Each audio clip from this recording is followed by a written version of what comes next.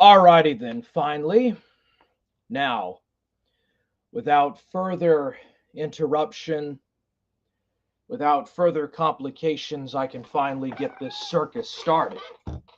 After all, I am the circus owner, technically, and this is the circus, so here we go. Forge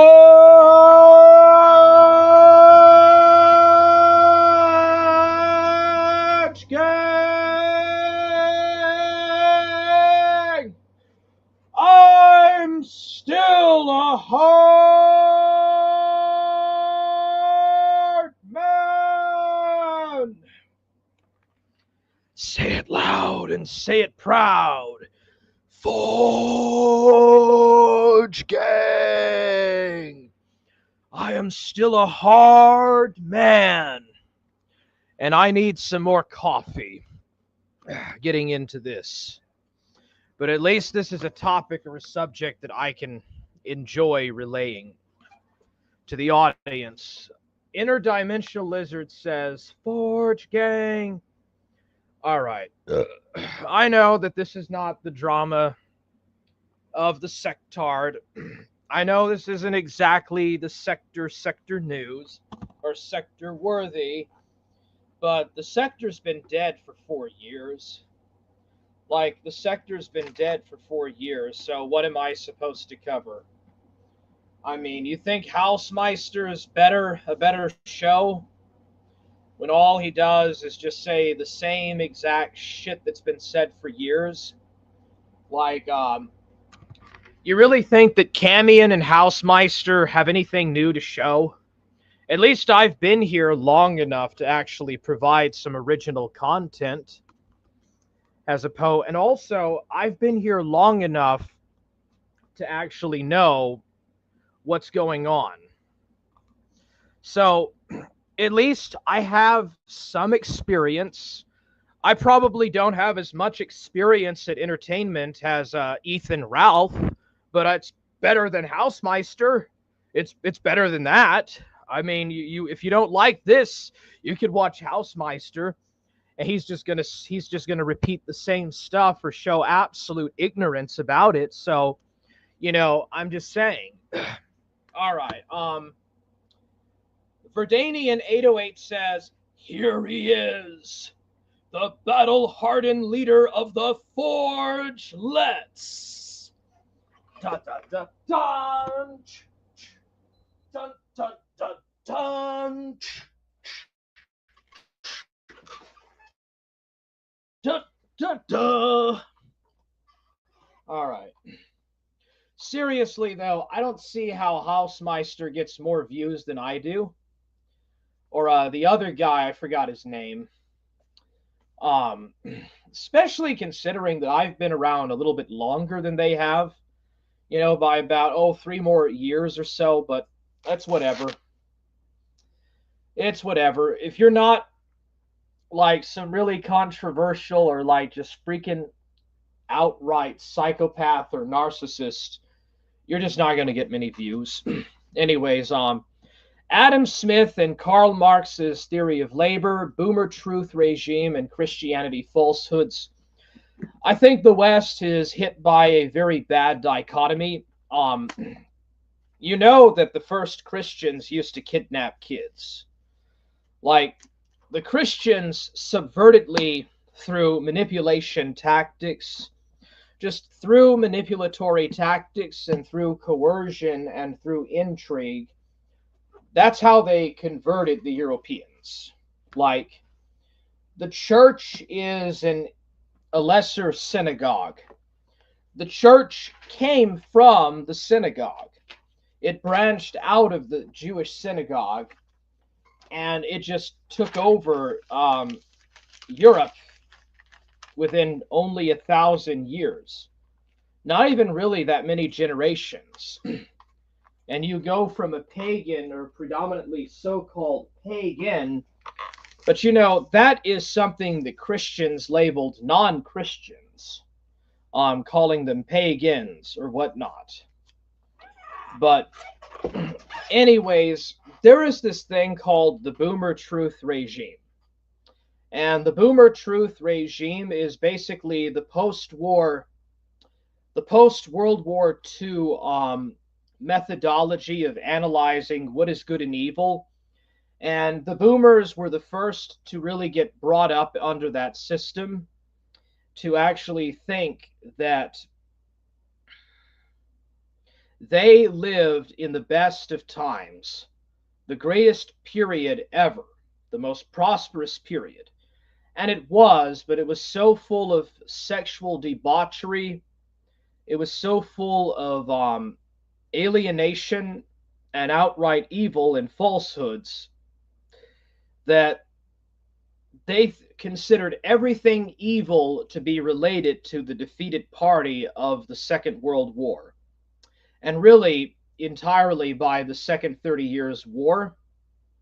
And this boomer truth regime is basically the idea that fascism, or everything that is bad or evil, is somehow connected to fascism or to the mid-20th century Germans. And so that's the boomer truth regime. And the Christian church just played right into that.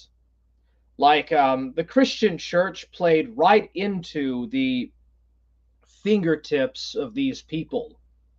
It just played right into the fingertips of these people, and they manipulated people, they manipulated and they used coercion, basically just evil tactics. This world is run by Luciferians. Bill Cooper, with his show Mystery Babylon the Great, Bill Cooper laid it out pretty well, but Bill Cooper was still trapped, ensnared in that boomer truth regime. Now, for about the last 10 years, the boomer truth regime has been declining. And it was actually being, what is the term? It was actually being succeeded by the woke.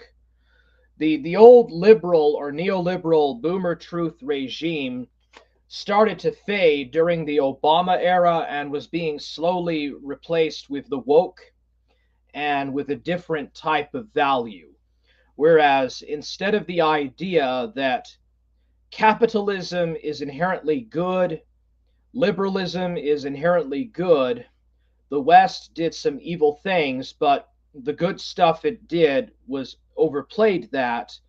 And ultimately, the nations or the factions that defeated Nazism and created this international banking capital overflow system, this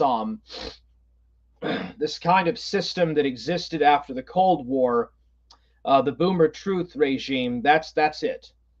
And it's been replaced now instead, where instead of the Holocaust being the perception of all that is evil, it is now Israel's persecution of the Palestinians. Now it's the Palestinians who are the central victims. It is the immigrants. Slavery has also gotten a bit more notoriety as well, or more of a notice. It is the oppressed sexual minorities, the oppressed groups of capital. And that's the woke agenda. That's the millennial woke truth.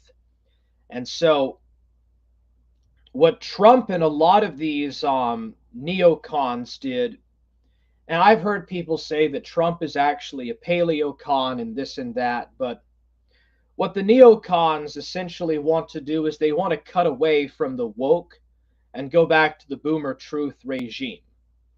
They want to go back to the 80s or live in the 80s or something, or like a world that is like that.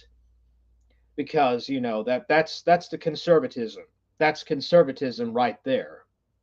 So if the left has abandoned boomer truth and has gone entirely over to wokeness and has moved on to like this new victims, to a new narrative that is kind of catalyzed around the baby boomer truth regime, but not quite it. And if the right is actually just simply a mere regression back to like the Reagan era, then what exactly is all of this about? What exactly is all of this going to end with? Where is it going and where does it end? That's what I want to know. I want to understand, or I would like to know, or at least I would like it to be explained in the best way possible, how it is that we live in a society that is so engaged in social justice and this almost socialistic mindset of trying to talk about aggrieved parties or past grievances and aggrieved minorities, but then it is also a hyper-capitalist society that revolves around money transactions and business and divisions of labor. And Adam Smith and Karl Marx both discussed and talked about the theory of labor. But it was Adam Smith who invented this. So Adam Smith was a Scotsman, and he was writing more or less in he was more or less acting in such a way as to he was writing against the mercantilist or the mercantile interventionist parties of his day, where what was popular was state interventionism. The state would prop up companies. Yeah, the state would prop up the companies and would prop up the joint stock enterprises to keep them wealthy, to allow them to be successful. This was known as mercantilism. Adam Smith argued that this actually caused poverty, or this actually stifled growth. And Adam Smith actually wanted to end the regulation, and he felt that for the state to prosper and to actually collect proper taxes and to be successful, it needed a hands-off approach business model, a laissez-faire. So this is in a way the origins of laissez-faire capital, and Adam Smith favored this. And one of the things that Adam Smith talked about was the division of labor, or the theory of labor. The theory of labor value.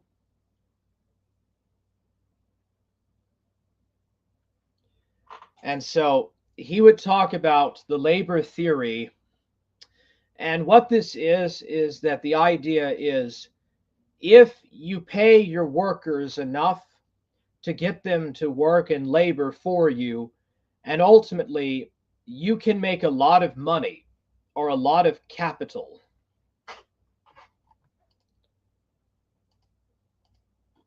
Okay, I'm getting rid of that.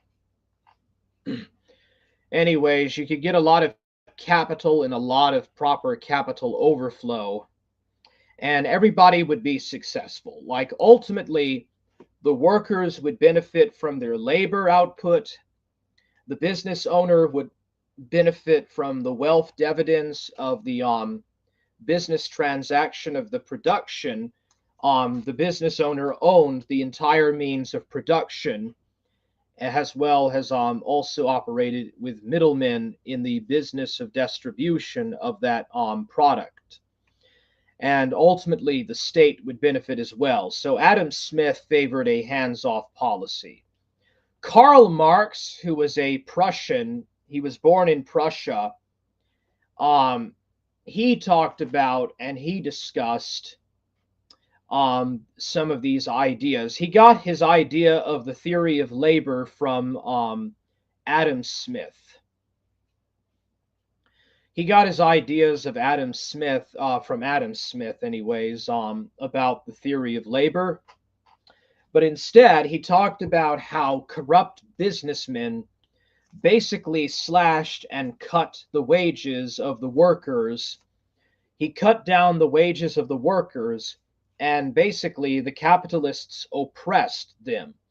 The capitalists were a benefactor class who owned the means of production, and they were using it to exploit the workers by keeping them in a perpetual state of labor and exploiting their labor, in which they got hardly no they got almost nothing back in return besides mere wages, because they were wage earners or wage laborers, and the business owners got all of the benefits whilst also not contributing the value of labor asset. So that's kind of this goes into, or this plays right into, the theory of labor and also the boomer truth regime. James Burnham, or James Burnham, wrote The Managerial Revolution, in which he talked about and discussed a system known as state capitalism, in which he talked about how instead of outright revolution or class revolt or trade union revolt, instead what would happen is the state itself would step in and take over and run and co-op businesses through contracts and through means of like trade union contracts, personal manager business contracts, and this class of technocrats or class of managers would step in and become the owners of these businesses. And they would work on behalf of the government through various types of departments and bureaus. And that was James Burnham's The Managerial Revolution. He wrote that in 1941. 1940-41 is when he wrote that. And so that's kind of what we're living under right now, under state capitalism, is kind of an extension of that. Ultimately, the West did not win the Cold War. Merely what happened was the socialist countries abandoned or gave up on their state command economies, while the West advanced and actually became a bit more socialist, while also retaining a grain of capitalism. So that's where boomer truth regime comes into play. The baby boomers, well, the boomer truthers, as academic agent calls them, they combined these and they created a false and very pretentious set of liberal values together with like social Christian teachings, the Protestant social gospel, anti-fascism, anti-communism, and just a mixture of these ideas that were formulated in the post-war period. And also like Holocaust realism, the idea that the Holocaust has a very central place in the value system of the post-war world, the never again mentality, and that's boomer truth. The woke want to move away from the boomer truth regime. They want to set up a new system of values in which genderqueer theory is the norm. The idea of any kind of like precedence of like some kind of white patriarchal system structure, which is actually just nothing more than the boomer truth regime. It's just the previous older liberal libertarian concept that pre-existed wokeness. And they want to overturn the neocon boomer truth regime. But the simple reality is that none of these things are actually workable systems of ethics. There are no ethics and there's no morals to be gotten out of this. But what absolutely horrifies me is how the church has played into this. The church has absolutely played right into this nonsense. Like, the Christian church has completely abandoned, if it even ever had really any substance of tradition or substance of value, it completely inverted that. And what I'm seeing instead is the church going lock, stock, and barrel and being one of the biggest supporters of the boomer truth and the woke regimes.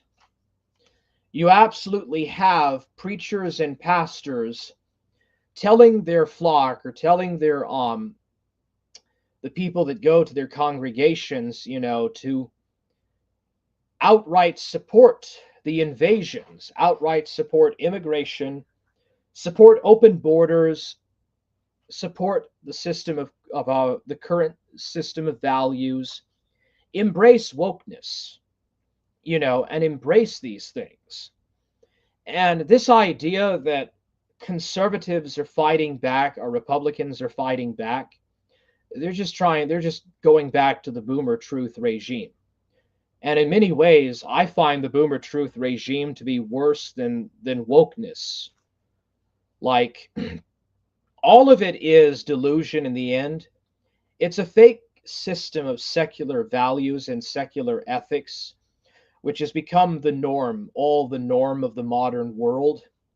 It really is it's a secular system of values, and it's Christianity without the Christian teachings. It effectively is social gospel without the Christological strippings.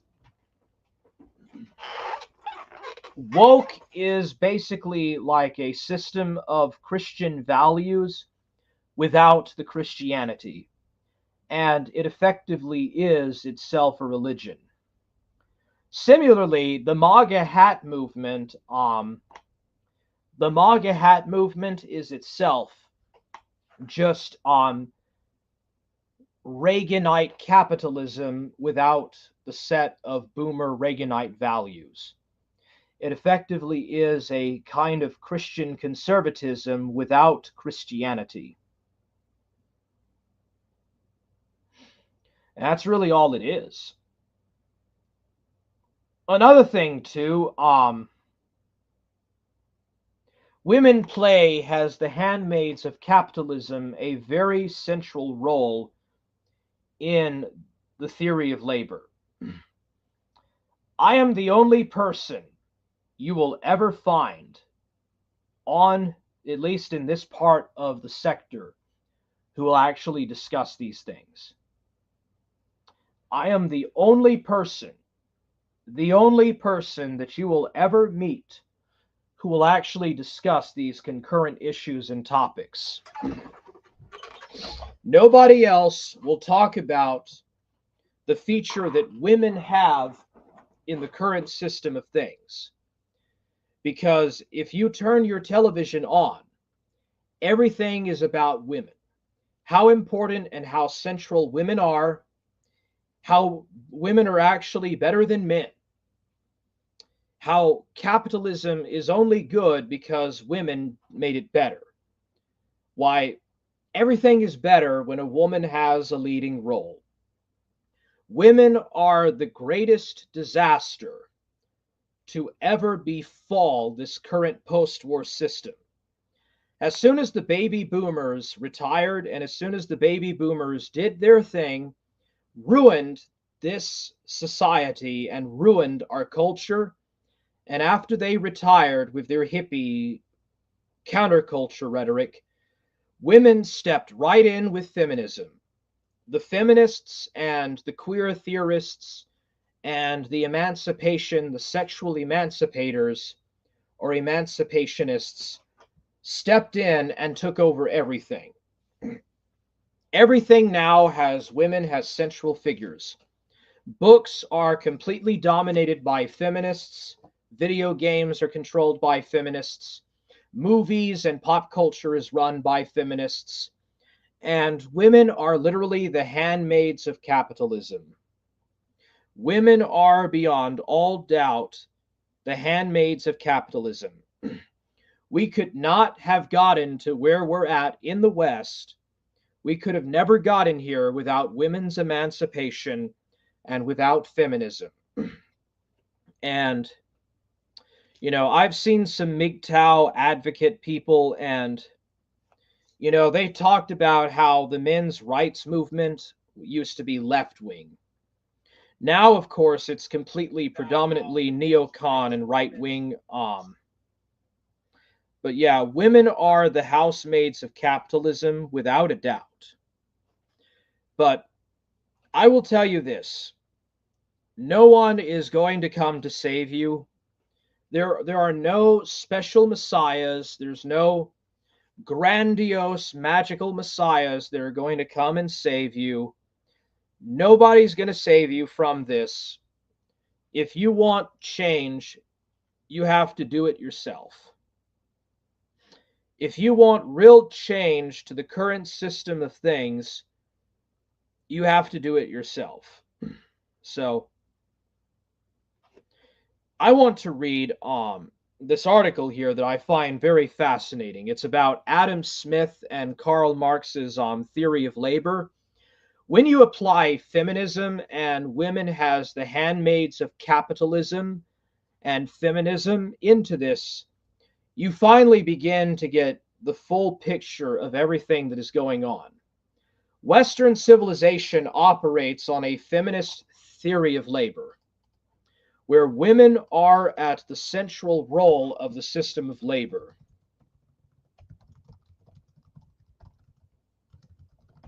Like, women in this current system of things are the handmaids of capital. And feminism is very central to this role. So I want to read through this right fast. This is not going to be long. Smith and Marx, Vision and Analysis. Karl Marx did work from analytic foundations. Karl Marx did work from analytic foundations bequeathed to posterity by Adam Smith. But the two social theorists' visions could hardly be more distinct.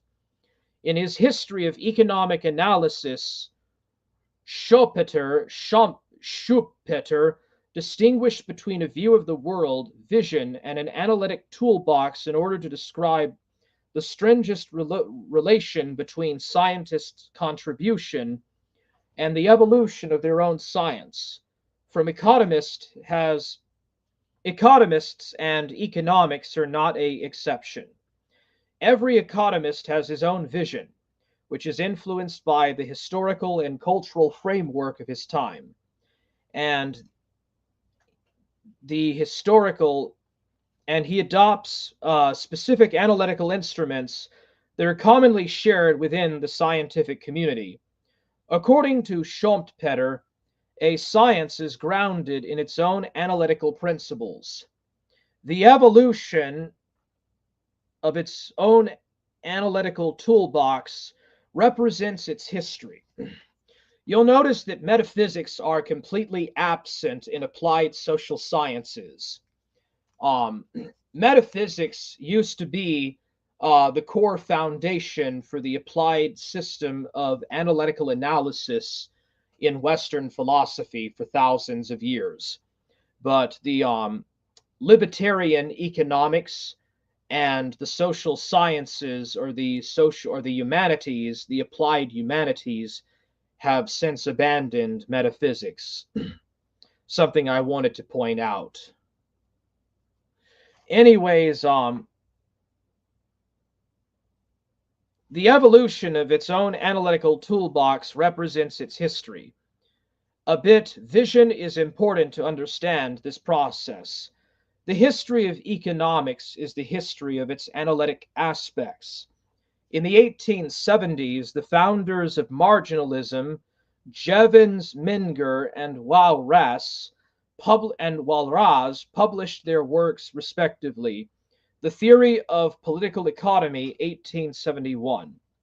Grundsatz der Volkswirtschaftsfahrer, 1871, and Elements du économie politique pure au fureur de la recherche sociale, 1874, marginalism overtook the classical school of political economy precisely because the classical school analytical toolbox was replaced by the marginalist one. This is the way any science evolves. Has Kuhn explained, 1962, when anomalies are discovered in the analytical core of a scientific discipline, a new paradigm emerges and replaces the previous one. In Kuhn's terms, this process is a scientific revolution, but for Schumpeter, it is more like an evolution. The major anomaly of the classical school of economics was a wrong or incomplete theory of value, while for the classical school, value comes from the supply side and equals the cost of production. Intended either has the cost of the inputs, which includes labor, as in Smith, or simply as labor, as in Ricardo and Marx. Ricardo Perrier. For marginalists, value comes from the demand side, and it entirely depends on individual utility and the notion of scarcity. When some historians of economic thought present Adam Smith and Karl Marx as strictly connected, they do not intend to say that the founder of political economy and the founder of modern socialism shared the same vision. In fact, they did, actually. And if they do, they are wrong. Rather, they point out that Smith and Marx adopted the same analytical toolbox. Like the majority of other classical political economists who lived and worked during the time span between the publication of an inquiry into the nature and causes of the wealth of nations, 1776, and the publication of the first volume of Das Kapital, 1867, and this is a crucial point. It is undeniable that Smith and Marx considered the supply side theory of value deeply influential on inquiring the origin and causes of the wealth of a nation, as well as explaining the connection between capitalism and growth. Both Smith and Marx regarded the accumulation of capital and the division of labor as the origin of the enrichment in the modernity. Like many other classical school economists, both Smith and Marx rejected a notion of wealth based on the continuous addition of money in the state treasure, as promoted by the protectionist commercial system typical of the French mercantilism. Nonetheless, they disagreed about who took advantage of this dramatic increase in the overall of wealth. According to Smith, it was the nation as a whole. According to Marx, a particular class, i.e., capitalists. Smith saw the relation between capitalism and growth in terms of progress, while Marx saw it in terms of class exploitation. Why? Because they did not share the same vision. Smith was a classical liberal philosopher, mainly influenced by the 18th century Scottish Enlightenment. He argued that competition and cooperation, respectively, based on the human attitude to trading and on the innate sympathy amongst humans, allowed institutions such as the market to emerge and to make exchange possible. Now, for most of human history, especially the ancient world and the Middle Ages, the market was not that important and it was not central to economic growth. Market growth has an extension of national wealth and prosperity is a modern thing. It's a modern recent thing. I just wanted to mention that. He argued that competition and cooperation, respectively, based on the human attitude to trading and on the innate sympathy amongst humans, allowed institutions such as the market to emerge and to make exchange possible. In countries where the political and social framework is shaped by the rule of law, individual liberty is guaranteed and social institutions work properly. This virtuous combination permitted the middle class to overcome the Ancien regime as it happened in Great Britain during the First Industrial Revolution, when the division of labor and the accumulation of capital built up the industrial system. that enlarged both capitalists' profits and the lower classes' income, and consequently it increased the wealth of the nation. Marx had an opposite vision. He was a Hegelian scholar, totally influenced by the 19th century German idealism, by following Hegel, for whom individuals are servants of the spirit, which manifests its cunning in history. Marx denied any dignity to individuals, especially during the capitalistic phase of history, the modern age, when they alienate their human essence in the labor force.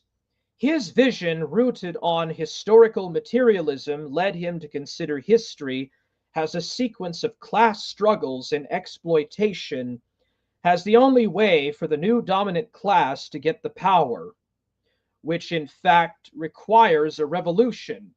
Has it successfully happened in Britain, in Great Britain, 1649, and during the first phase of the French Revolution, 1789 to 93.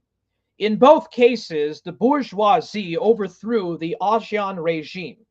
Marx presented history as a series of material economic structures bound to end up in a post-revolutionary socialist order, which is the foundations of H.G. Wells's New World Order and Aldous Huxley's Brave New World and Orwell's 1984, or at least in part it is, combined with the commandeering managerial revolution by James Burnham in 1941-42, where wealth will be produced and redistributed. Marx presented history as a series of material economic structures bound to end up in a post-revolutionary socialist order, where wealth will be produced and redistributed from each according to his ability.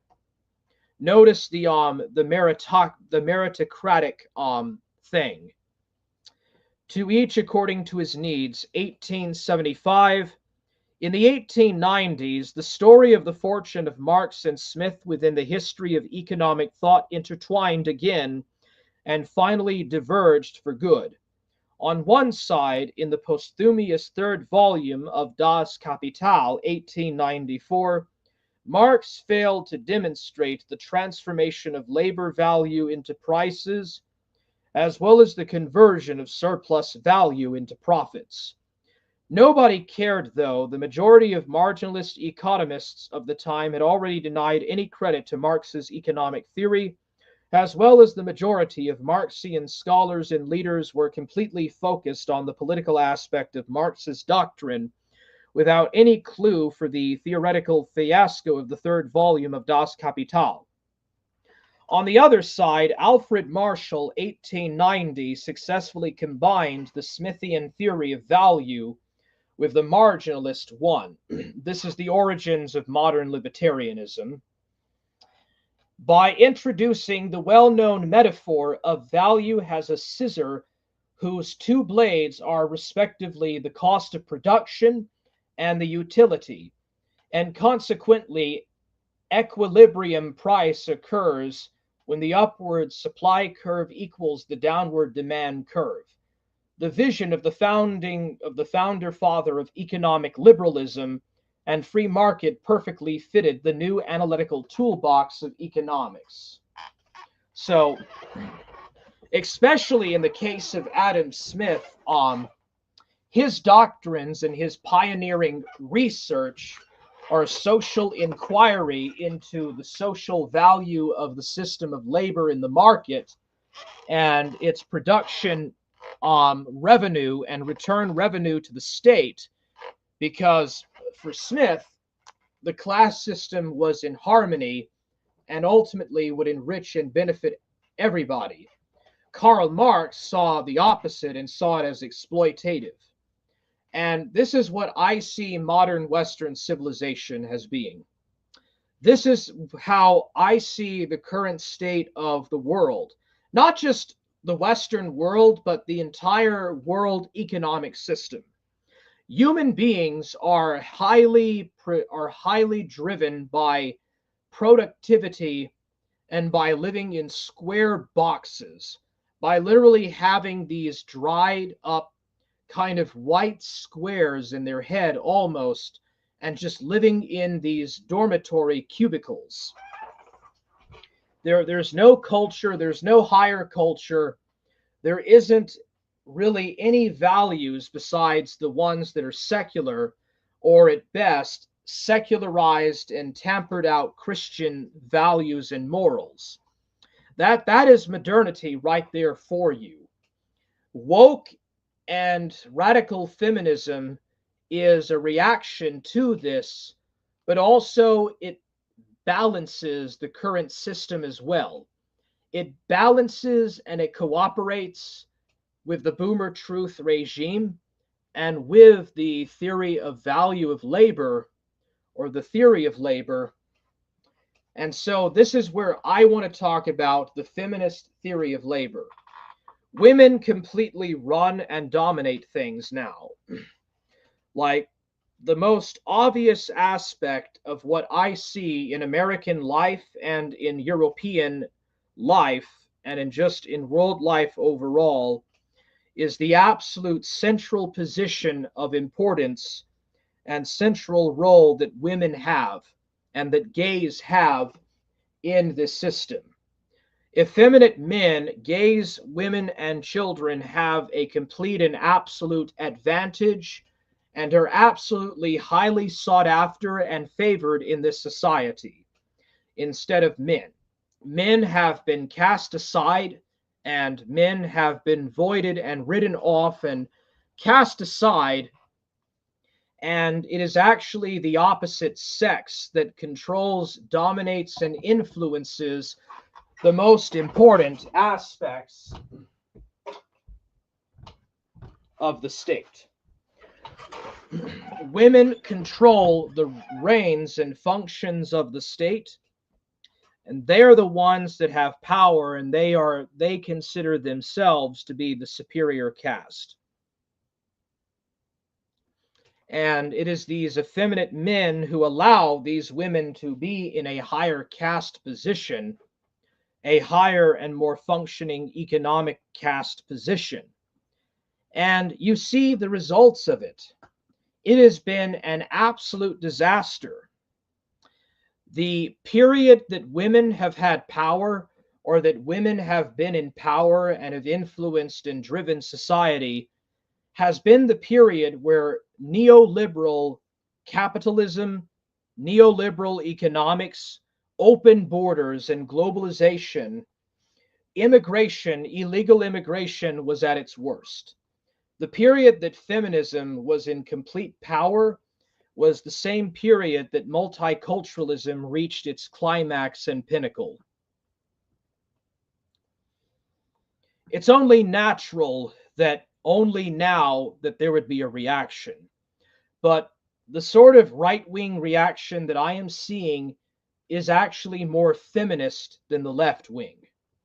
What I'm seeing is that the right position is more feminist or more neo-feminist and catering to the power and to the indoctrination of feminism and queer theory than the left-wing theory is.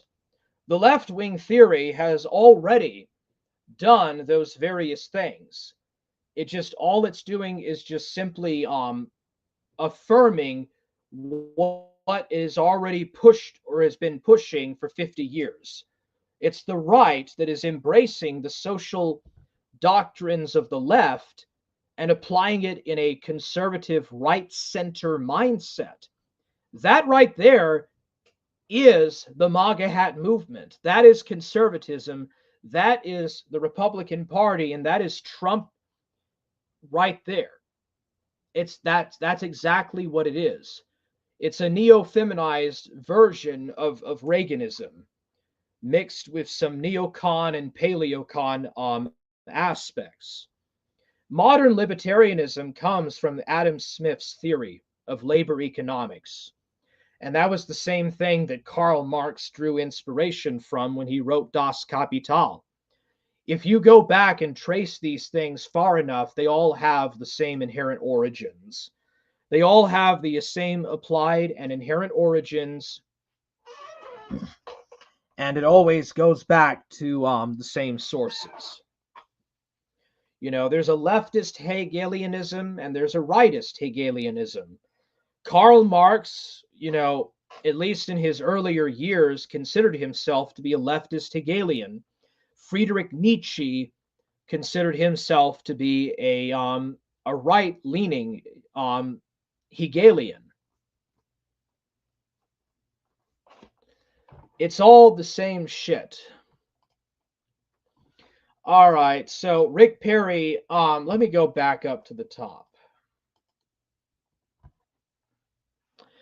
Interdimensional Lizard says, Forge gang, I'm still a hard man, let's go. How you doing, IDL? Verdanian says, here he is, the battle-hardened leader of the Forge, let's play. Orbs Main, the Democrats are mimicking your loved ones in order to turn us gay. That's retarded. Nick Fuentes is like a gay cat boy, and he's definitely not a Democrat. Baked Alaska is probably bisexual, and he's very conservative and very Republican. There are literally, Josh Connor Moon is said to be a brony, and Josh Connor Moon is Republican. Mormon Shaggy has said many times that he likes troons and that he has the finest troons, and he's Republican. So I fail to see, having observed this, oh yeah, and Ethan Ralph. Ethan Ralph is a drug addict. Okay? And when you compare these guys to people like Noam Chomsky was married and had children. Okay? Noam Chomsky married and had children, a lot of children, by the way. Noam Chomsky is way more conservative than those degenerates. Okay, I've seen too many examples of people on the left actually being more socially restrictive or more socially conserving than people that call themselves right wing. The whole thing about the left and right dichotomy is BS.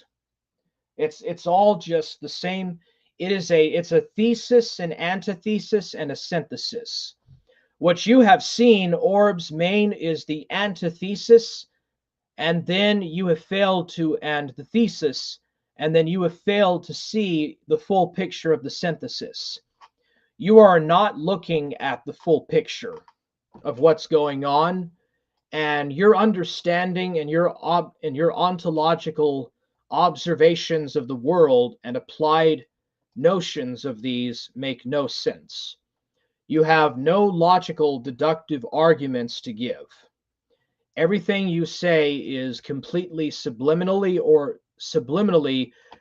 programmed into your mind, and everything you say is complete nonsense. You have no deductive logical rhetoric to give. Actually, that's all you have is rhetoric. Complete offhand rhetoric. All of this stuff is non sequitur. Orbis Main says that liberals are using police officers to forcefully transition our young. Actually, most policemen are in fact Republican.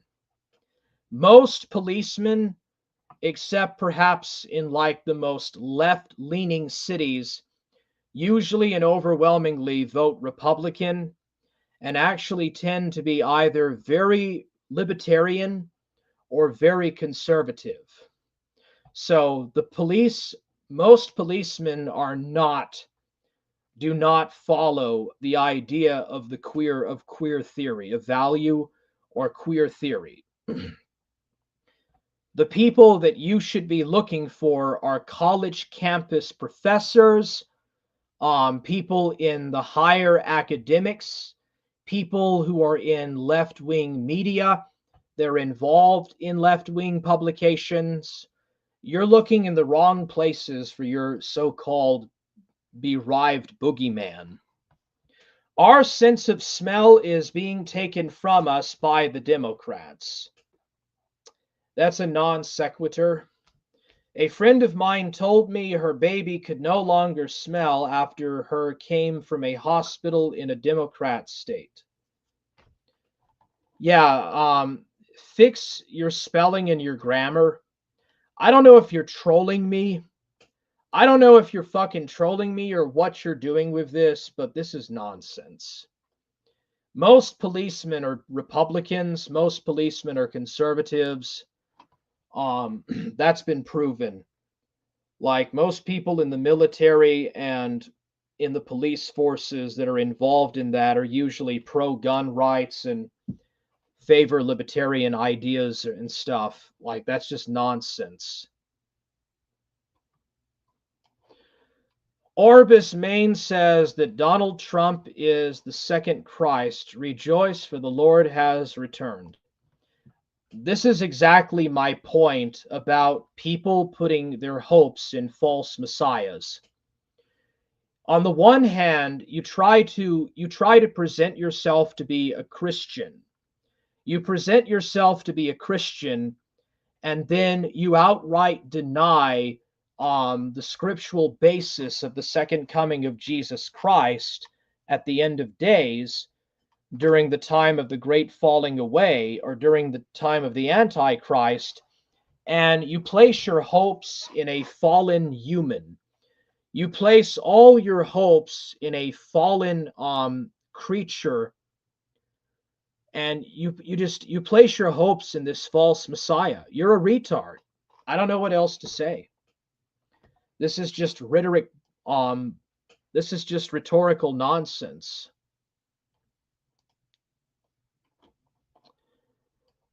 Did Joe Biden go to Epstein Island, Orbs Main?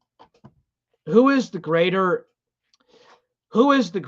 sexual degenerate? Is it Joe Biden or is it Donald Trump? Who cheated on his wife by going to Epstein Island and probably doing very horrible and horrific things that I can't describe on here with minors? Who was that? Was it the Republican Donald Trump or was it the Democrat Joe Biden? Think before you type. Why don't you think before you type?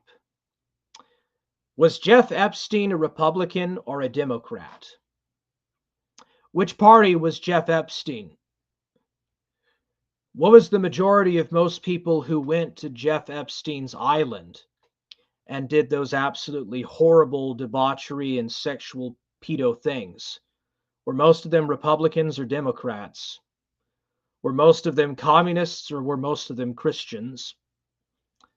I'm afraid to tell you that you're very uneducated and you're extremely ignorant, or you're just trying to troll me.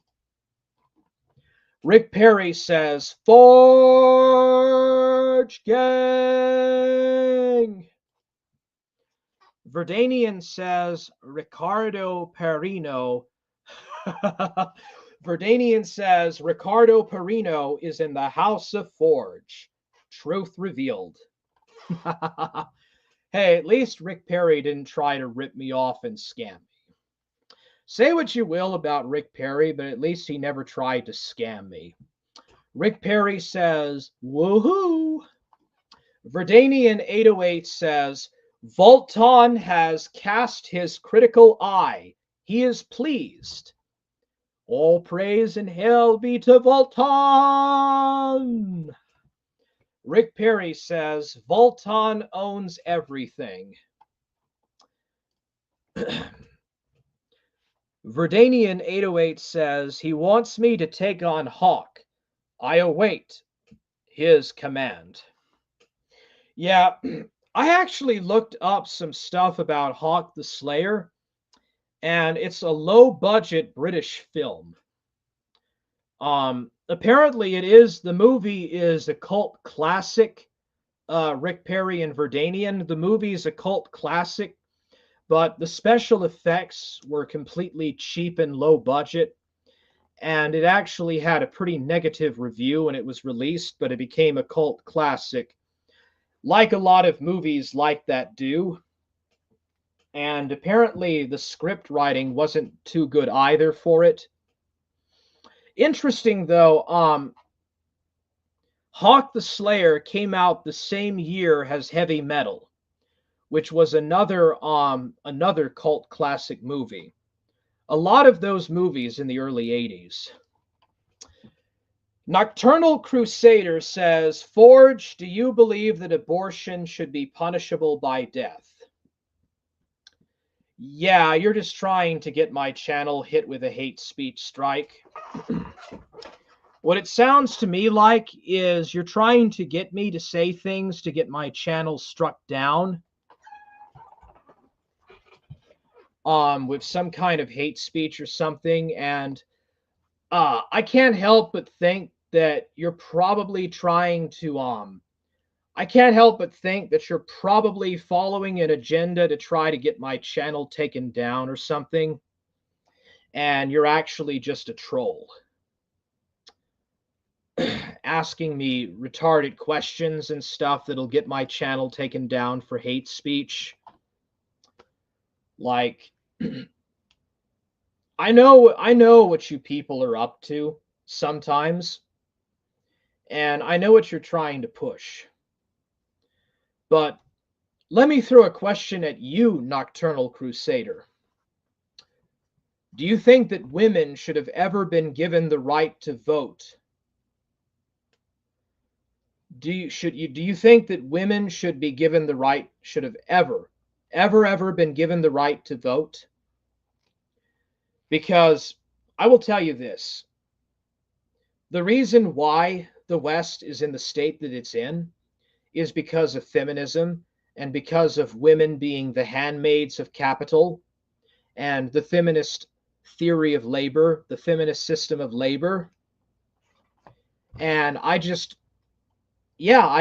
look at your question here and I can just tell that you're just trying to get my channel flagged down. I'm going to ban you now. It's like, no. I'm not going to put up with stuff like that. Like, questions like that can garner hate speech, and stuff, I'm going to ban that. Like, don't ask me retarded questions. I'm going to ban you.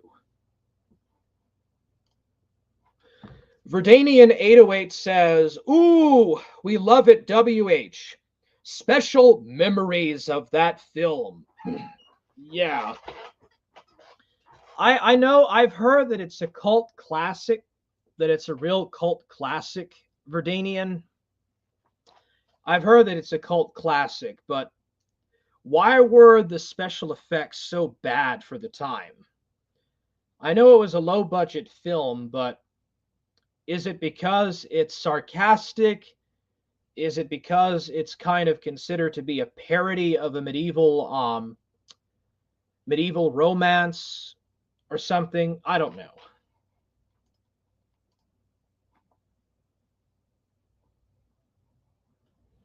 Rick Perry says that I love Hawk the Slayer. The Slayer. All British productions were low budget, but the screenwriting and actors were always top notch. I think what they wanted to do was they wanted to do it as professional as possible. Initially to try to get a domineering box office hit. But from what I understand, critical reviews of Hawk the Slayer were pretty bad for the time. Verdanian 808 says, these channels have blocked me, Warhammer. I can't see them. Okay, well, I mean, there you know. There you go, man. That's how you know that these channels are trying to troll. It's just low effort trolling to try to get my channel strike down or something. They want me to say something so they can clip it and like either strike my channel down or to like present me as like a hateful bigot or something. And they'll pretend to do these stupid things. Like, I'm not stupid. I know what you're trying to do when you post that shit.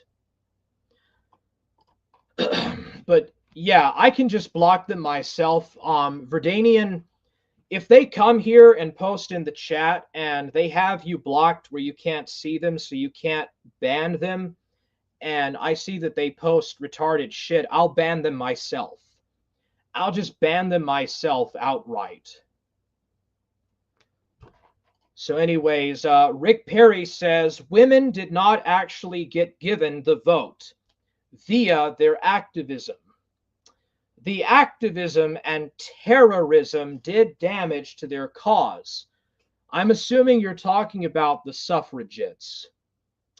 What really happened, the working class as a whole didn't have the vote unless they signed up for conscription.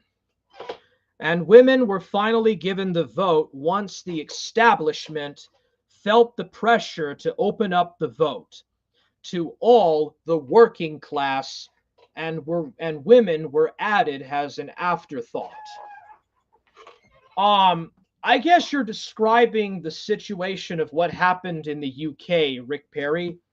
Something similar happened in Germany and Scandinavia and the Netherlands, and a little bit later in France and Switzerland and just the rest of Europe.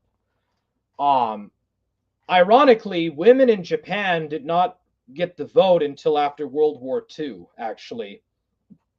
Japanese women didn't get the right to vote until after World War II, when Japan had a new constitution imposed on it by the globalists. But yeah, what Rick Perry says is true. The working classes did not have the right to vote. And even here in the United States, with Jacksonian democracy and stuff, white men did not get the right to vote. All white men did not get the vote until the Jacksonian era. Prior to that, you had to pay a poll tax and own a certain amount of land in order to vote. And in some southern states, not everyone had the right to vote until just before the Civil War happened. And then, of course, they extended the right to vote to black men and people of color, or under other previous conditions with the 13th Amendment. And then finally, women in the U.S., women got the right to vote in different states at different time periods, but finally, the 19th Amendment gave them the right to vote nationwide.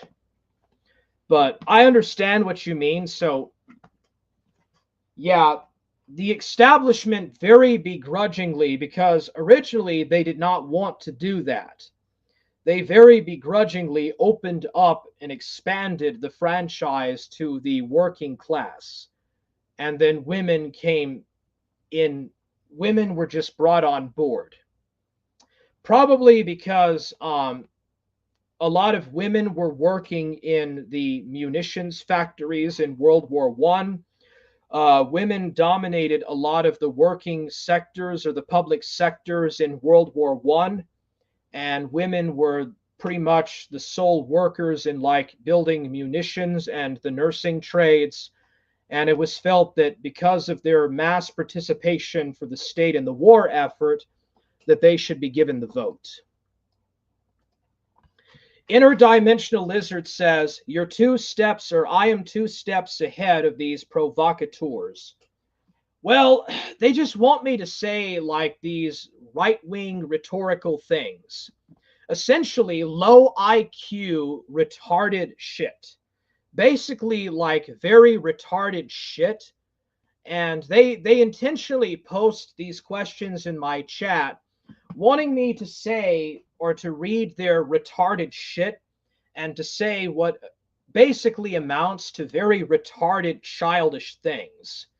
And it's like, no, I am running a stream. I'm hosting a stream. I'm running through and talking about ideas and concepts. I'm not going to talk about retarded shit. Okay? It's not my fault what the state endorses or how the state endorses it. The fact that the federal government is having to go back on its own past policies that it itself passed and legislated and made legal to begin with, and is now falling back, is just nothing more but damage control. Ultimately, I don't really have a say regardless, anyways, so don't ask me retarded shit like that.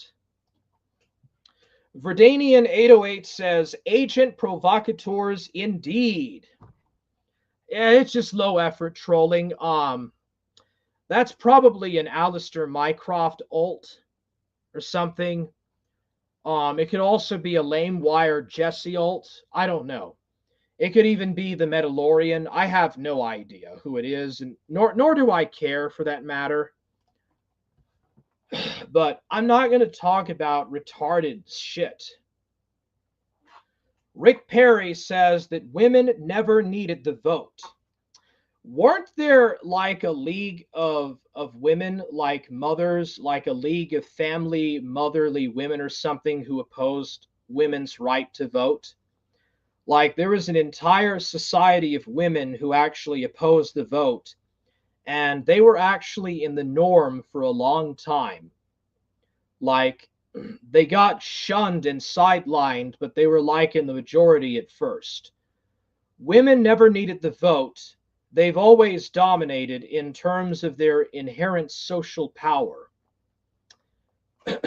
Well, women can utilize their good looks and their social bravado to basically manipulate and get what they want out of men without having to suffer the same kind of inherent consequences that men have to suffer through. But I don't think that women should be allowed to have political power and participation. I don't think that women should be allowed into public participation or participation in the public sphere simply because it always ends in disaster. Rick Perry says that behind every good man is a good woman, says it all. Yeah. Well, I don't have a good woman behind me, backing me up for sure. Ultimately, women have to eventually give up and cater to men because they realize that they cannot attain all their goals on their own. And so they have to run behind men who share their values, and they just have to basically back and manipulate and kind of procrastinate to get men to back them up. And it's these beta males that do it. Alpha males have never wanted equality or direct competition with women. Verdanian 808 says that I don't vote. When or if digital ID comes out, I won't be able to vote at all. Well, your voice doesn't matter anyways, Verdanian. You could vote in local elections. Like, I don't see anything wrong with participating in local stuff, but above that, none of our voices matter in the voting field. The Republican Party is run by a bunch of dumb people who basically just back up the boomer truth regime. And the Democrats are a bunch of pink hair dyed idiots, pink hair dye people who have like these false values or false morals and stuff. And both those parties are going to die anyways. The Republican and Democrat parties are both doomed to failure. And just the entire dynamic is doomed to failure. Rick Perry says that I've never voted in my life. Probably for the better, Rick. Verdanian 808 says, we would possibly, allegedly, be voting in some corporation anyway. That's basically what a nation is. It's just a large corporation. And the citizens are just like employees of the corporation. Rick Perry says, yeah, it's always been a uniparty. Interdimensional Lizard says there are many women who didn't want the vote because they feared getting drafted. Well, there you go. And women still got the vote and did not have to get drafted into the armed services either. So at the end of the day, women won out regardless. Verdanian says that some may oppose each other. If so, how could the R's be losing so much power? Some may oppose each other. If so, how could the R's be losing so much power? Interdimensional Lizard says, women view rights as a buffet. They want to vote, but they don't want to get drafted. Women have always been extremely convoluted and procrastinating and done procrastinating things. Like women have always been at the center of self-procrastination, and their emotions and their feelings and emotional things get in their way. Their emotions and feelings always betray them and get in their way. That's the primary weakness of women, is their outright care and feelings to overcare about everything. Verdanian says, I would have thought that the R's would have shares in B Rock. They probably do, Verdanian, but the Republicans are the more Zionist party. That's what I don't get. Like, why would you vote Republican? Republicans love the state of Israel. All of the lead Republicans are Zionist. At least the Democrats are anti-Zionist. Democrats oppose what Israel is doing in Palestine. It's like, what more do you need? What more needs to be said? But yeah, interdimensional lizard, women don't need to have the right to vote because most women don't really need the vote, just like they don't need to be drafted. None of it is their responsibility. Like, the public sphere is just not really a place for most of these mentally ill people. And that goes for both men as well as women. That goes for both genders. Verdanian 808 says they all want the land and rebuild. Yeah, they want the West Bank.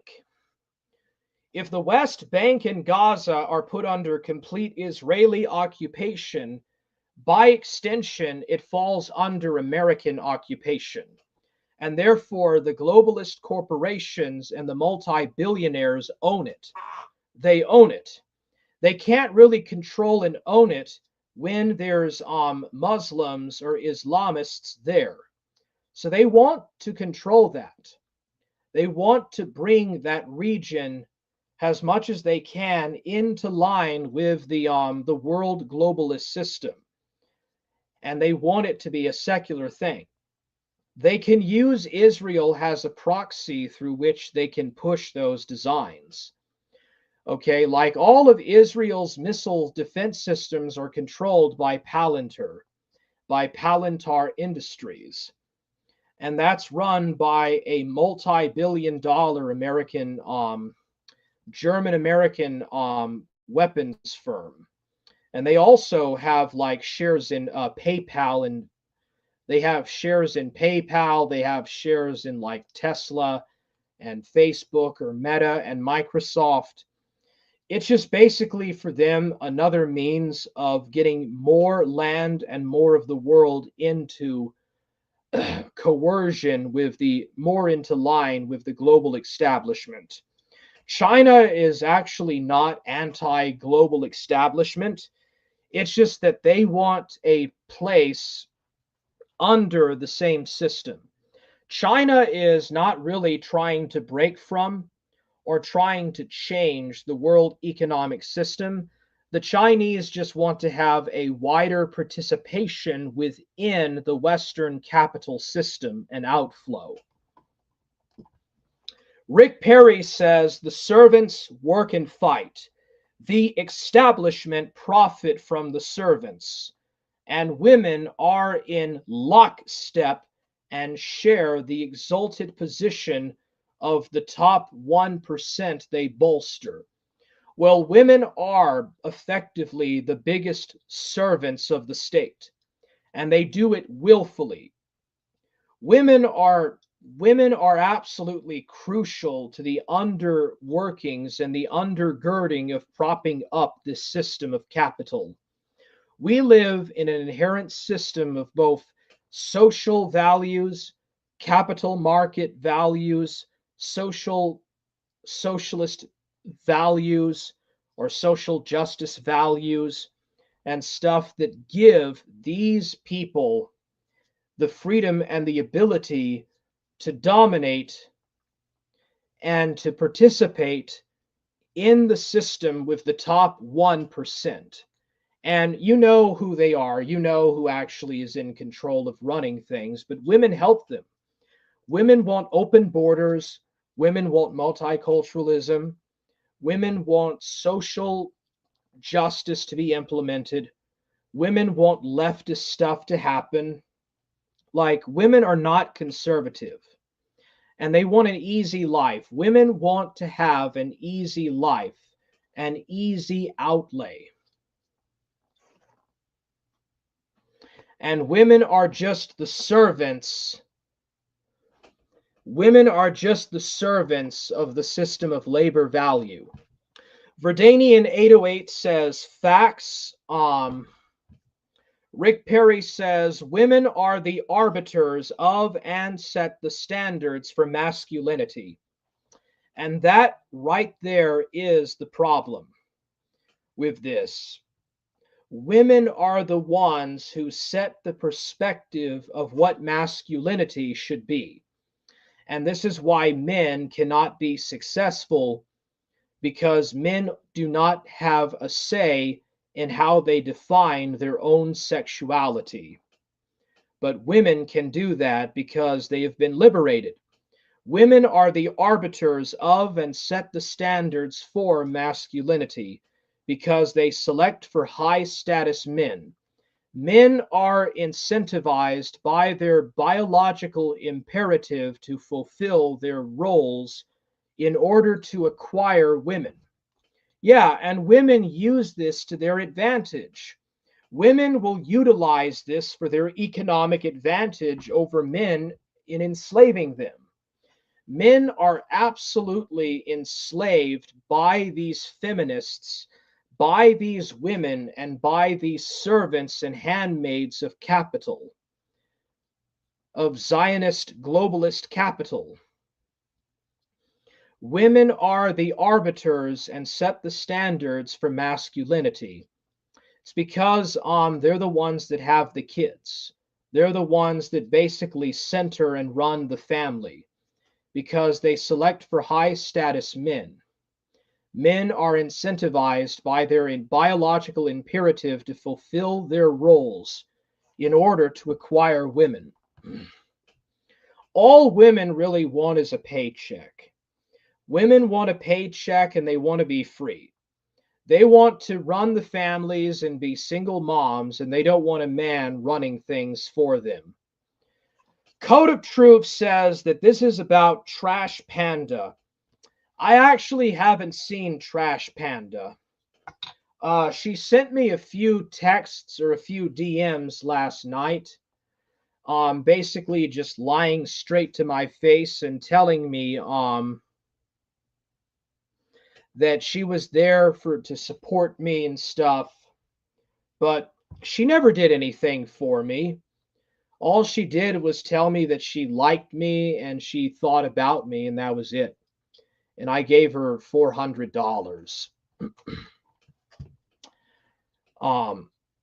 Code of Truth says women can never rule forever. No, they can't. But they can place the men that they want at the top.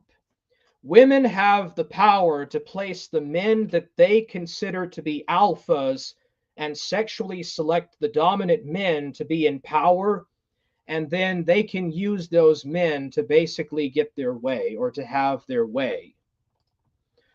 Rick Perry says they always have, though. Verdanian 808 says Blade Runner 2049.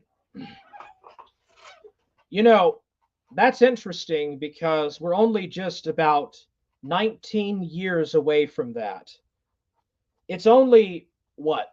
It's only 15 years to 2050. It's amazing that we're actually closer to the time period that Blade Runner takes place in, and we're closer to that than when that movie came out in the 80s. Interesting. I'm not in a hurry to see what the future looks like.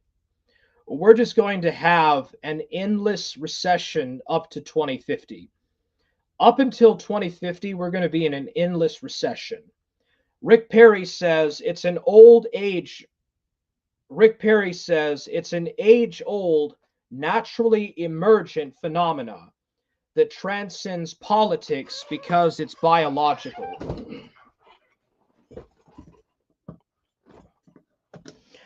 All I know is that men were better competitors in hunter gathering, and men were very predominant in being able to hunt and to gather. Women initially started agriculture or started the agricultural revolution, and nuclear families were created about the same time that the state came into existence. And that's where women got their predominant biological imperative, was when people started to move to the farms to rely on the state and be under like a class system. Basically, the beginnings of civilization in the state itself. Code of Truth says she owes you 400 US dollars and she's got to pay up. Well, I know that she doesn't really love me, and she just lied to pretend to be close to me to get money out of me. It was just a scam. She scammed me, and she scammed me very well. Rick Perry says yes. Rick Perry says Agenda 2050 right there. What's going to happen when there's no males, though? Like, when you look at social gender theory or queer theory, and you look at wanting to destroy and overthrow the patriarchy, how are women going to have power over men when there's no straight men left in 2050? When everyone is androgynous, or everybody in like 2050 is androgynous, how are women going to hold or have a complete domination over that? It's like women don't have the power to influence gay men as much as they do straight cis men. So maybe this MAGA hat movement was a realization on the part of the feminists that maybe they need to have at least some straight cis men around so that they could have power to control them, influence them, and be able to have the free lifestyle that they want, to be able to have the free style of choices that they want. Because ultimately, they don't care. Most feminists do not care.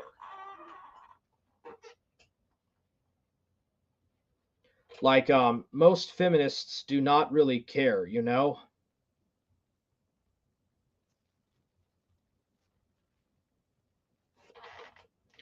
Let's see here. Verdinian, I've seen your messages on Friends. Oh, by the way, Verdanian, I've seen your messages on Friends, and I get what you mean. I'm not going to say anything here in the public sphere, but I get what you mean. I get what you mean, Verdanian. And yes, Trash Panda owes me that $400.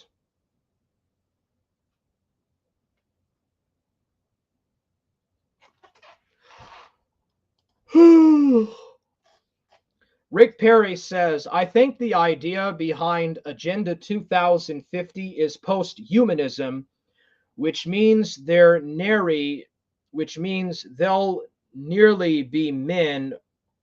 be neither men or women. Agenda 2030 is transhumanism that is setting the path to the post-humanism of Agenda 2050. Yeah, but do they have the resources or the methods to achieve this in only 5 years? Like, it's only going to be 5 more years before 2030. And then it's only like a case of just 25 years before 2050. That's a very short window to go through all of that. Like, the time period from now and 2050 is the same time period as now and Y2K or 9/11 almost. That's a very short period of time. They only have 25 years to get to post-humanism. Maybe that's why they've developed this AI or this artificial intelligence so that they can use that to help fulfill their higher intended goals, higher itinerary goals, or so. Verdanian 808 says, yes, Rick. Maybe there are some women among the elites pulling the strings. They know that women are very easily and emotionally manipulative, and they can just use these women as servants. Women have always been very power hungry and have always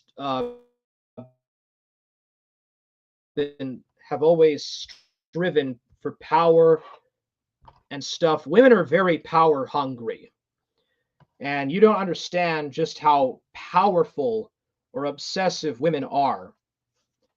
Rick Perry says, has always been the case since the Garden of Eden and Eve. 2030 is the beginning of transhumanism, which will be the instantiation of the biodigital singularity, Neuralink, etc., possibly. I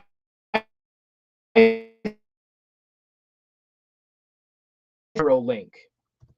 Um, what that is they're trying to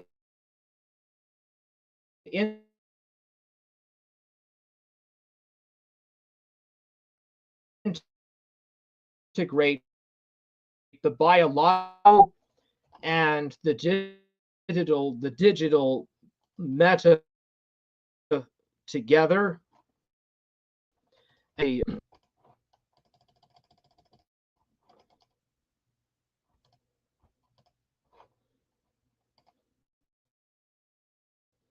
And then Verdanian says, yes, absolutely.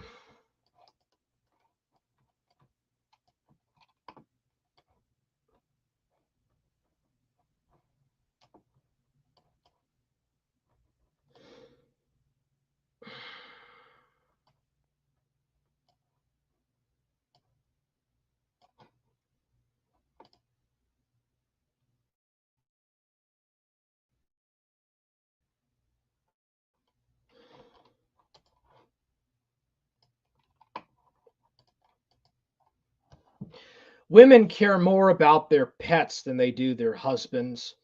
We're just normal men.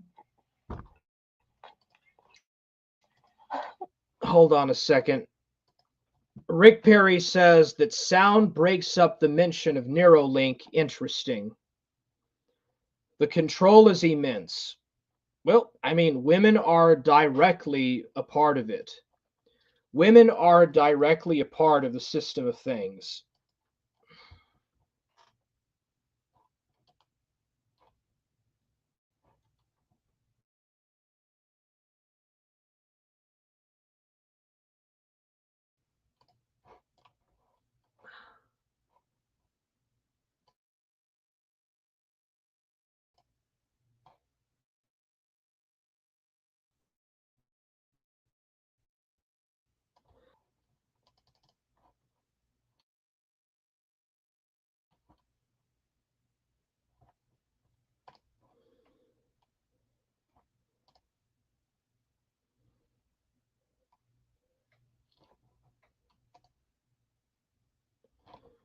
Okay.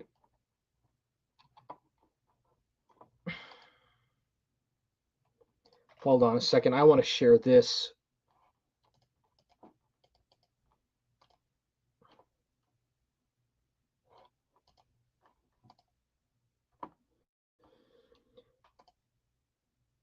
Okay, here we go. Just normal, innocent men. This is the woman mentality right here. We're just normal men. What do you mean, normal men? We're just innocent men.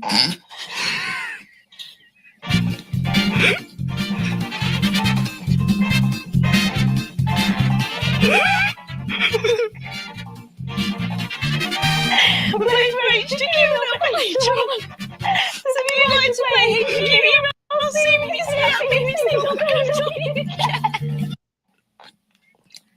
What do you mean, normal men? We're just innocent men. All right, that's what women think about men. That's what women think about men, buddy. Just normal men. Just normal, innocent men. Just normal men. Verdanian says that the control is immense. Rick Perry says men like women like women dislike men dislike men. Well, there you go. I mean, it's a very one-sided thing. It's a very one-sided thing, but it's biology and genetics at the core. That's why there can only be just two genders. That's why there can never be like 5 or 7 genders. There's only 2. Because that's the genetic inclination of how biology works. Let's see here. Rick Perry says that my sound breaks up on the mention of the Neuralink. Interesting. Well, I mean, it's already happened. Like, there's already been some beta tests of implanting these Neuralink chips into brains, into like apes and people's and animals' brains, and basically trying to singularify, to quantify the data that they need to fully synchronize neurons in with the silicon network, or the silicon circuitry of the microchips, to fully process and to fully interload with each other, right? And there's a certain way or process that they have to go through of testing and phasing in order to do it.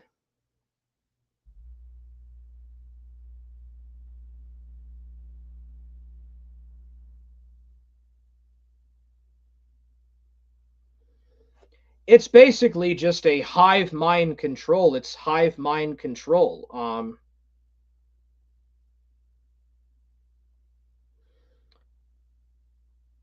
I would never want to put that into my head. It's like, why would you want that knowledge or that access and knowledge to be added to you? The right partner to help make your data AI ready, you can unlock value and potential. HPE.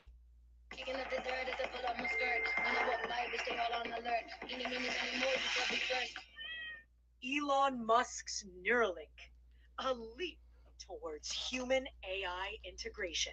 Imagine a world where humans can seamlessly merge with artificial intelligence, unlocking unprecedented levels of cognitive ability and digital independence.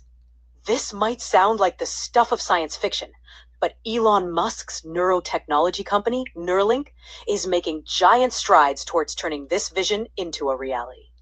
In a groundbreaking achievement, Neuralink has successfully implanted its brain-computer interface chip in a 9th individual, marking a significant milestone in the journey towards human AI integration. But here's where it gets really interesting. The company performed not 1, but 2 implant surgeries in a single day, demonstrating its rapidly increasing efficiency and capabilities.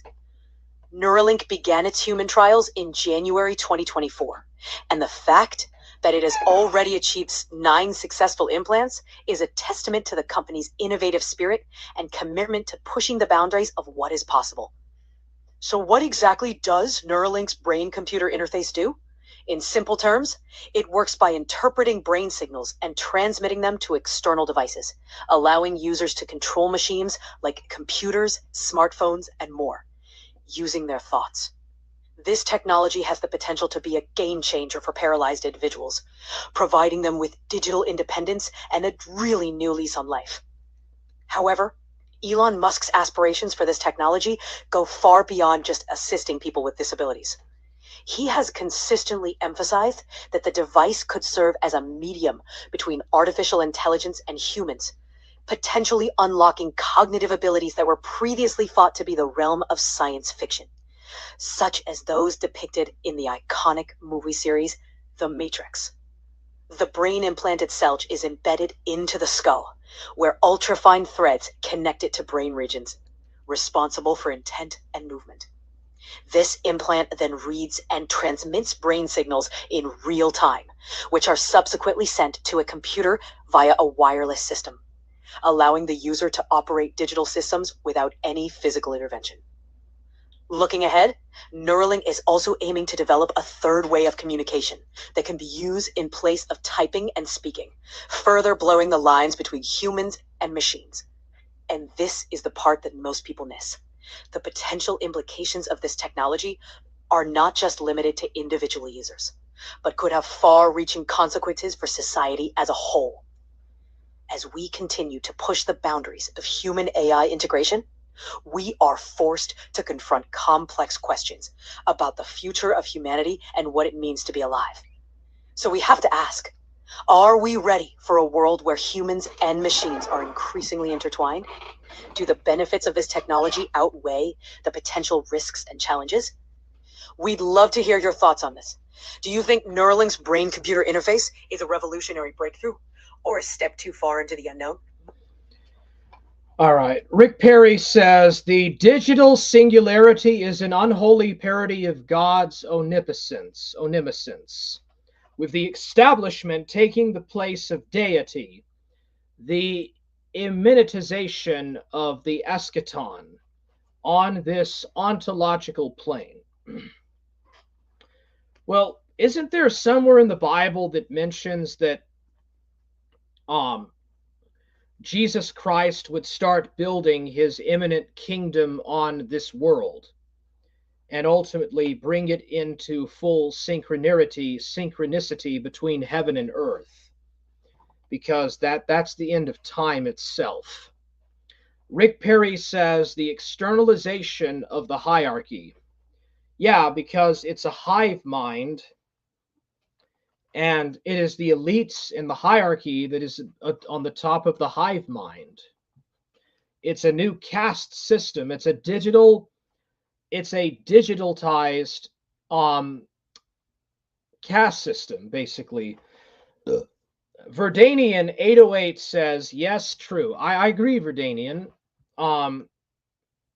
Verdanian says, I don't want this tech in me. I get what you mean. I understand you. Rick Perry says, over my dead body. Rick Perry says, it'll be like Manbot on Bespin in The Empire Strikes Back. Can you tell if it's a man? Can you tell if it's a machine? Is it a man? Is it a machine? What is more man or what is more machine?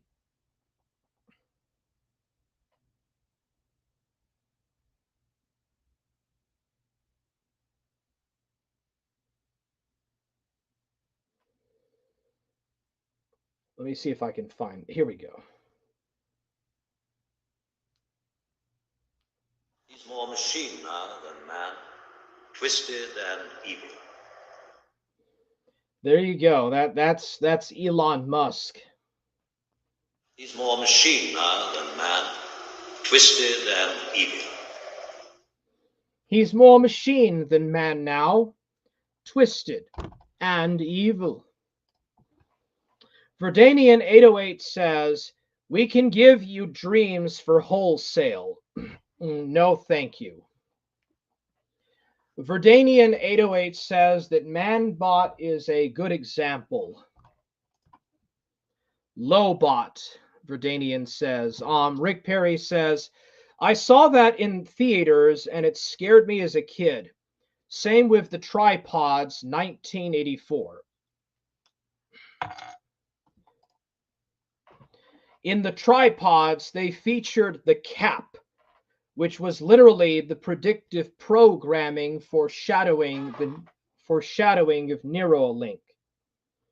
What's the earliest work of fiction that actually talks about like the system of brain and artificial intelligence networking integration? Or like this computer human interface networking? What would be the earliest movie, I wonder, that would have this? Rick Perry says, tripods, I think, is the takeover of some of most on Earth. Yeah, and then they blame the tripods as being an extraterrestrial invasion. Verdanian says, Metropolis is old. Rick Perry says, I'd say the Tripods, which was originally a novel written in the 60s. And then Verdanian says, is it the 1920s? I think it's a little bit later than that, Verdanian.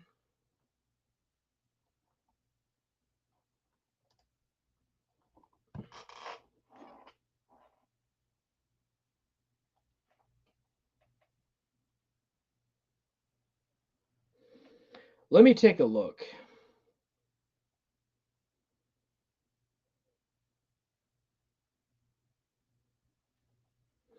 Yeah, I'm not finding the cap on the tripods. It's not showing itself. Maybe it's on the tripods wiki. Maybe it's on the tripods wiki.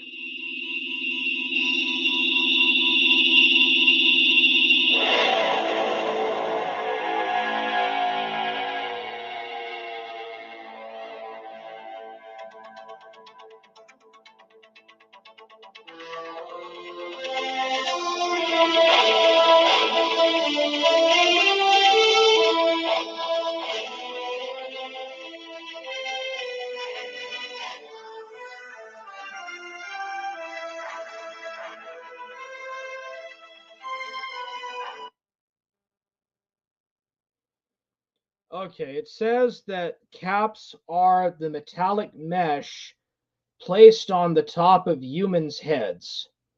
Their purpose is to greatly limit the mind, making those capped docile and obedient to their masters. So it's basically a type of mind control.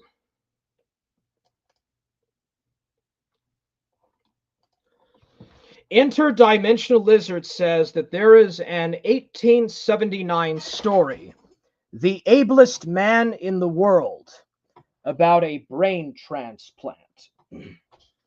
Okay, well, I think that's more of like a story, a fictionalized story of neural transplantation, as opposed to like a cyborg digital neural interfacial networking. I think that that's kind of more something, but that's interesting, interdimensional lizard. And you could be right. You actually could be very right about it, too. You know, many years ago, I had wondered if autism was caused by some kind of brain transplants. A long time ago, I had wondered if autism was itself actually a result of some kind of vaccine immersion and mental or brain transplantation. Rick Perry says, nice. Verdanian says Metropolis was directed by Fritz Lang, Weimar, Germany. Germany was kind of the staging ground for a lot of these early technocratic things. Like Germany was kind of a beta testing ground for a lot of these technocratic things. Rick Perry says, I love the tripod's music, Beating Heart. Verdanian says, that's interesting. Lizard says it was a clockwork brain rather than an augmentation chip. Well, yeah, obviously it's a mechanical brain system. Yeah, probably as long as machines became commonplace in society, people have thought up or have dreamed about the actual nature and interaction between humans and machines. But it's only very recently that the technology has advanced so much that it could actually integrate right into the human body itself. Rick Perry says, nice reference and screenshot. Verdanian says, look at the story of survivors. Eerily accurate. Yeah, wasn't there cyborgs in Metropolis, Verdanian? Let's see here. Rick Perry says, yes. The prequel was Doom Watch. Rick Perry says that I have written articles on both.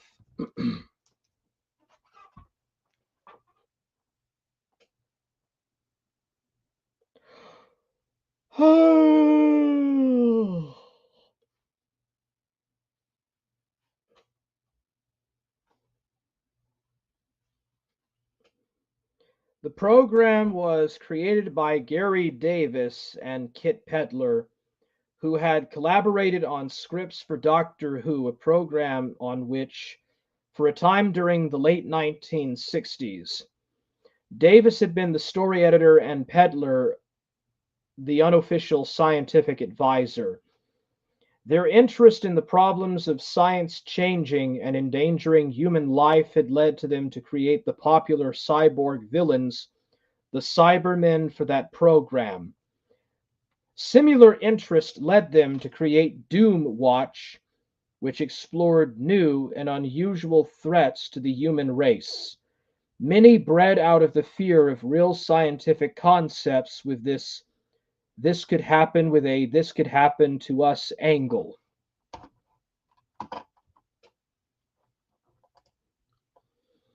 Let's see here. That was the version then. They are perfecting over the years. Yes, Warhammer, occult esoteric leanings is a common society or communist society. Rick Perry says that Terry Nation did both Doom Watch and Survivals, and then Verdanian says spot on. So they've actually had plans to instantiate this for a long time, many, many decades in advance. Verdanian said that his father went into a police department or a police office and found a flat screen TV in the 60s, in the late 1960s. And his father told him about it later. So if this is possible, then the deep state is literally decades and decades ahead in technology or technology application.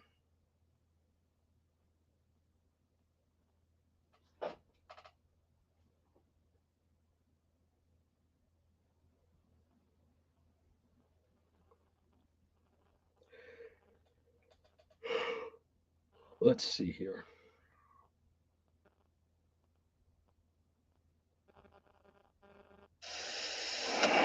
We shall shortly be beginning our descent to El Dorado Airport. Please fasten your seatbelts and extinguish your cigarettes. British Latino Airlines hopes you have had a pleasant trip.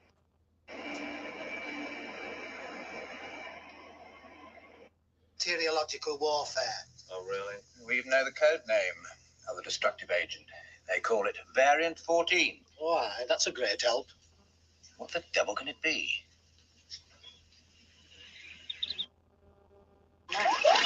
A friend of mine in this class had to report their teacher for threatening to fail students.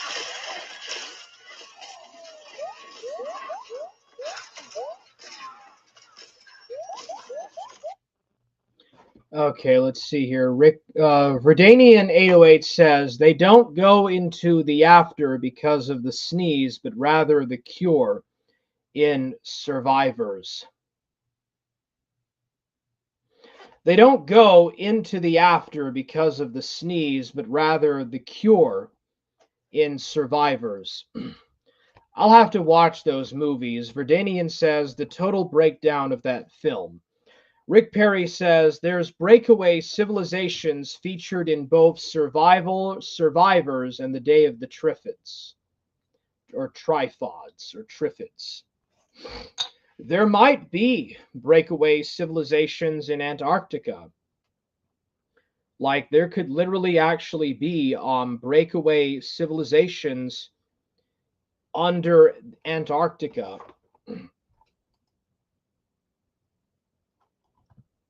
Rick Perry says that he has been to a genuine breakaway civilization recently.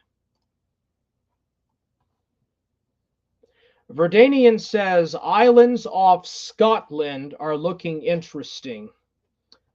They're probably building infrastructure there just in case of an apocalypse. Like there's a lot of post-apocalyptic or apocalyptical bunkers and stuff being built for like some kind of imminent nuclear Armageddon. Rick Perry says that my phone was fried in the process. Pretty dramatic. Was this when you were busy talking to Michael, to that Islamic guy?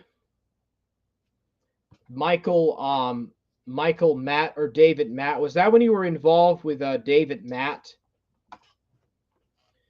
Let's see here. Rick Perry says the island of Sark.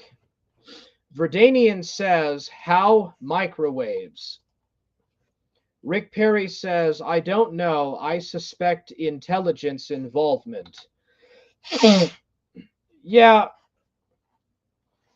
Isn't that strange how Alan Beckwith actually favored my video on Shaggy and Freemasonic and occultic involvement? Alan Beckwith did not want me to tell people about that Bill Pyle channel and about that stuff on IP2. Like, Alan Beckwith doesn't want people to know that stuff. I'm surprised that, like, worser shit has not happened to me. But, Rick Perry, what happened to your phone? Was your phone hacked? Was it like hot wired? Like, was there like a device that they turned on inside of it that burned it up? Let's see here. Verdanian says, Wicker Man for me. I won't end up in it though. Been around the block too much. I get what you mean, Verdanian. I get what you mean, Verdanian. There's a lot of crazy shit out there, and ultimately it's really hard to participate in anything because there's always some kind of intel involved. Rick Perry says, no, it was this year with my benefactor. I posted about it, but took it down for security reasons. I have it archived and can repost it anytime. My phone blew up. That's crazy, man. You know, Rick Perry, I've been wondering if Jeem Apologetics is actually well connected. Jeem has talked to both Jay Dyer and Southern Israelite. And I wonder, how could Jeem Apologetics be able to speak to Southern Israelite and Jay Dyer both at the same time? And I just can't help but think that there's some kind of an intel involvement in that. That article has all the receipts, including a pic of the phone. Well, do you think that an energy laser was fired that then caused it to explode? Are you saying that they used an energy-based device that destroyed the phone? That's really interesting, Rick Perry. Oh,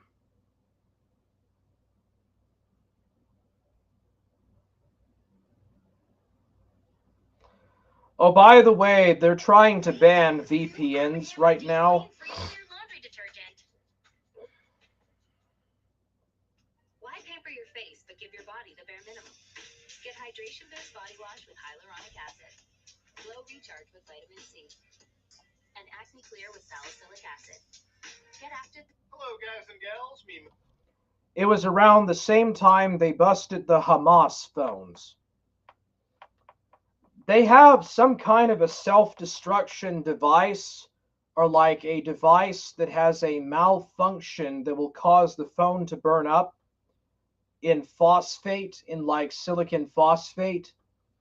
And there's like a code that's built into the phone, and all they have to do is like press something and they can blow it up. I have a simple question to ask you. Would you like to get wined and dined before you get fucked? You might be like, whoa, that's a pretty loaded question to ask me. Why wouldn't I enjoy a good... They're trying to ban VPNs, by the way. Like, they're trying to use this Child Protection Safety Act to force everybody to give their driver's license or public ID whenever you go on to any kind of social media site or anywhere on the internet. Like, they're basically trying to get people's private information and also to keep it, whether it's on YouTube or any social media.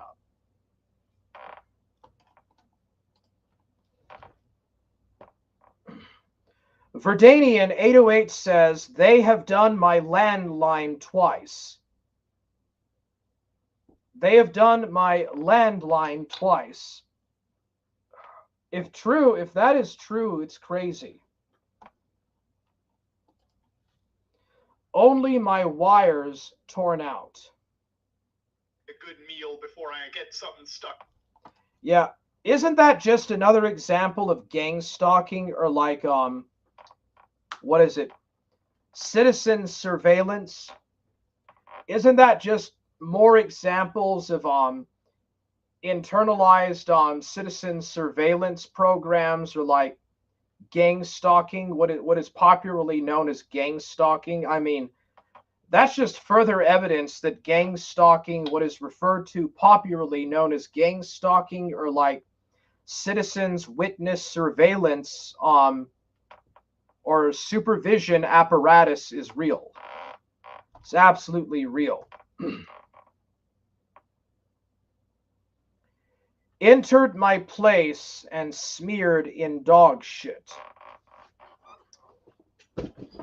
You told me that you and your son have had a lot of problems, like in your town's marketplace, with like immigrants or something coming in and causing problems and whatnot else. Maybe that's what happened. Could it be that that's probably someone broke into your home and did that?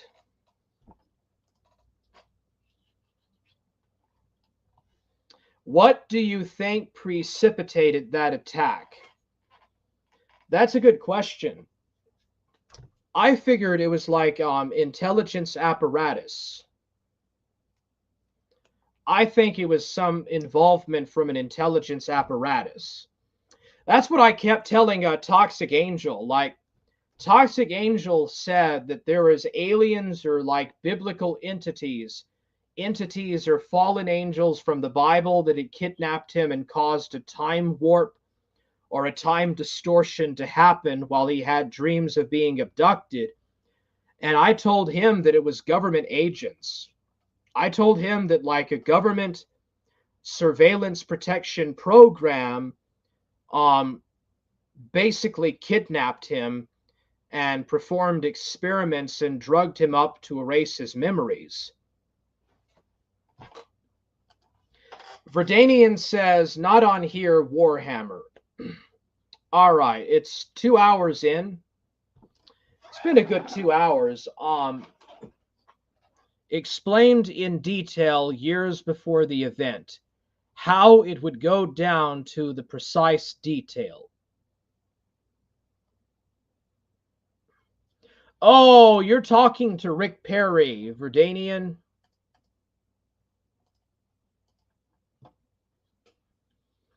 Of invasion and the effects. Okay, I think Verdanian is talking to Rick Perry about that. All right, it's been a good 2 hours. I think it's been a really good 2 hours. And the siege of Basil Fawlty. All right, I'm just going to go take a break right fast. I'll put some music on. Basically, the so-called internet freedom is gone. Yeah, I think I'm just going to go ahead and end it. Okay, I've been your host, Imperator of Forge. Thank you for watching.